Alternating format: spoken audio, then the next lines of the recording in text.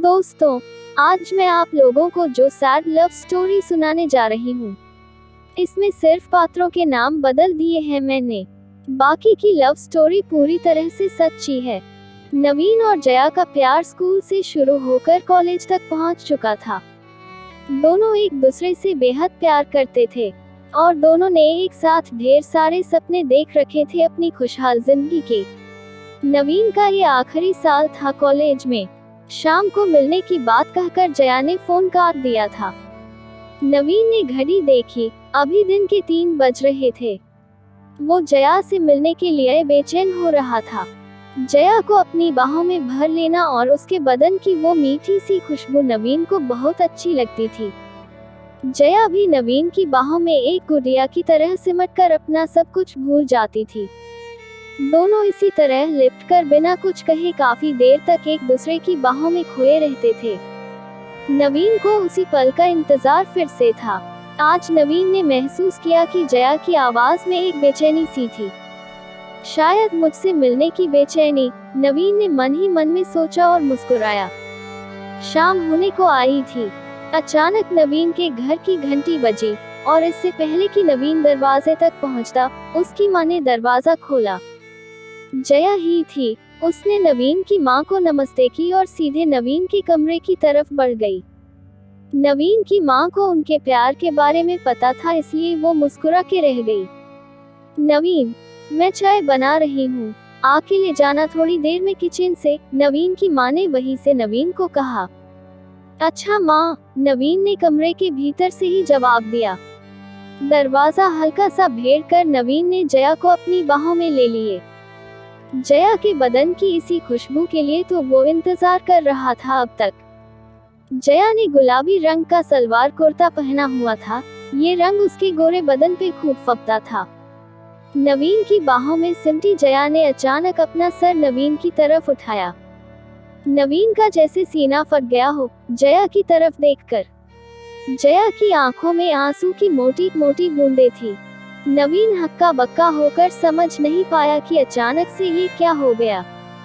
फिर उसने सबसे पहले जया के आंसू पोंछे, उसका फूलों जैसा कोमल चेहरा अपने दोनों हथेलियों के बीच लिए और पूछा, क्या हुआ है जान? तुम रो क्यों रही हो बाबू?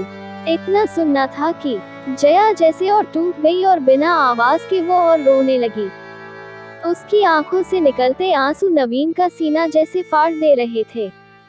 नवीन से रहा नहीं गया और उसने सबसे पहले दरवाजा बंद किया ताकि जया के रोने की आवाज कमरे के बाहर न जाए। फिर उसने जया को अपने बिस्तर पे बिठाया और खुद नीचे जमीन पे बैठा। जया के हाथ अपने हाथों में लेकर उसने जया से कहा, जान, अब बोलो, ऐसा क्या हो गया है कि मेरी बाबू इतना रो रही है? तुम्हें पता नहीं मेरे दिल पे क्या गुजर रही है तुम्हारे आंसू देखकर। अब प्लीज बताओ क्या हुआ है? जया ने अपने आंसू पोंछे अपने आप को संभाला और नवीन का हाथ पकड़कर बोली, हमारा साथ यहीं तक था जान, हमारे रास्ते आज के बाद कभी साथ न होंगे। नवीन को जैसे कोई कट लगा हो, उसने जया के हाथ को कस के दबाया और चीखा, क्या पागलों जैसी बातें कर रही हो, होश में तो हो तुम बाबू। जया की आंखों से फिर से आंसू टपकने लगे। उसने नवीन को अपने पास बिस्तर पे बिठाया और उसका हाथ पकड़ बोली, जान, तुम्हारी बाबू अब किसी और की पत्नी बनने जा रही है। पिताजी आज ही मेरा रिश्ता तय करके घर लौटे हैं और घर में सब बहुत खुश हैं। नवीन पागलों की तरह उसकी तरफ देखकर जया की बातें सुन रहा था। उसे समझ में नहीं आ रहा था कि वो कैसे और क्या बोले। फिर थोड़ी देर बाद जैसे उसे होश आया हो, उसने जया की आंखों में झांककर कहा, तुम मजाक कर रही हो न जान? हालांकि नवीन की आवाज का कंपन खुद नवीन को बता रहा था कि वो जानता था कि सब खत्म हो चुका है और जया मजाक नहीं कर रही है। जया ने उसके सवाल का जवाब नहीं दिया। अपने चेहरे को अपने दुपट्टे से पोंछकर उसने नवीन से पूछा, क्या तुम्हें सच में ये मजाक लग रहा है बाबू? नवीन को अचानक से ऐसा लगा जैसे पूरा कमरा उसकी आंखों के सामने घूमने लगा हो और सामने बैठी जया भी उसे गोल शक्ल में घूमती हुई नजर आ रही थी। उसने अपना सर अपने हाथों से पकड़ लिया और एक शब्द न कहकर फर्श की तरफ देखने लगा। सब कुछ धुंधला सा दिख रहा था उसे, क्योंकि अब उसकी आंखों में आंसुओं की वो गंगा थी जो अभी अभी उसे उसकी बचपन की मोहब्बत जया ने तोहफे में दी थी। जया बिस्तर से उठी और दरवाजे की तरफ बढ़ी। नवीन अभी भी वैसे ही बैठा हुआ था। नवीन, जया ने जब उसे उसका नाम लेकर पुकारा तो उसने हैरान होकर जया की तरफ देखा। आज तक जो जया उसे बाबू, जान, जानू, शोना के अलावे उसे और कुछ नहीं कहती थी, आज शादी की बात तय होते ही उसे उसके नाम से बुला रही थी। अचानक जैसे नवीन को होश आया हो, उसके चेहरे पे आंसुओं को साफ देखा जा सकता था। उसके होठों पे एक दर्द भरी मुस्कुराहट थी। उसने जया की तरफ गौर से देखा और बोला, तुम यही कहने वाली हो ना कि मैं तुम्हारी शादी में कोई बाधा न डालूं? जया ने ये सुनकर अपना सर झुका लिया और हल्के से बोली, हाँ नवीन, यही कहना था। मुझे पूरी उम्मीद है कि तुम मेरी हालात समझोगे और कुछ भी ऐसा वैसा नहीं करोगे जिससे ये शादी टूटे या मेरी या मेरे घर वालों की बदनामी हो। नवीन हैरानी से जया को देखता रह गया। ये था उसके बचपन का प्यार, जिसे ये तक पता नहीं कि वो ऐसा कुछ करने की सोच भी नहीं सकता जिससे जया या उसके घर वालों का कोई नुकसान हो। क्या इतना ही जानती थी जया उसे?